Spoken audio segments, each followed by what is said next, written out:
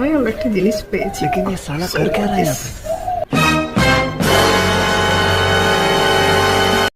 Hello guys, আজকে বহুদিন বাদে আমি একটা ব্লগ বানাবো। তো ব্লগটা মেইনলি একটা পারপাসে। তো আজকে আমি ভেবেছি হচ্ছে কি রুক্মিণী মেকআপ লুকটা ক্রিয়েট করবো। আমি জানি না ঠিক কতটা কি হবে, আমি অনেক কিছু সব রেডি করে রেখেছি, এখন দেখা যাক কি হয়।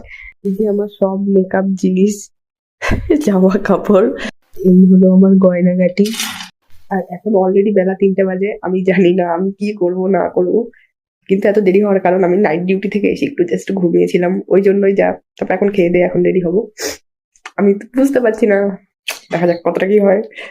তো প্রথমেই আমি হচ্ছে আমার কপালটা লাল করে কলকা করবো। তো তার জন্য আমি এখানে 3টে প্রোডাক্ট ইউজ করি। একটা রেড ব্লাশ আছে, রেড লিপস্টিক, অ্যান্ড হচ্ছে এই আইশ্যাডো।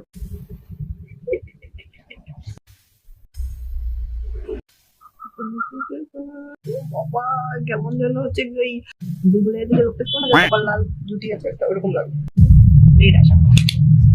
আর এখন আমি আই মেকআপ করবো।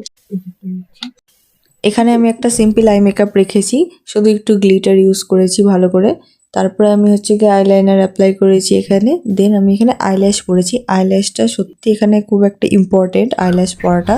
তো আইল্যাশ পরার পর আমি একটা ট্রিক অ্যাপ্লাই করেছি। আইল্যাশ পরার পর অনেক সময় ল্যাশ ব্যান্ডটা দেখা যায়, ওই কারণে ওটাকে ঢাকার জন্য এখানে আমি ব্ল্যাক কালারের আইশ্যাডো ইউজ করেছি। আর এই ভিডিওতে আমি একদম পুরো স্টেপ বাই স্টেপ মেকআপটা দেখিয়েছি, তোমরা যদি ভালো করে দেখো একদম বুঝতে পারবে আমি যা যা অ্যাপ্লাই করেছি। এখানে আমি সমস্তটা দেখানোর চেষ্টা করেছি।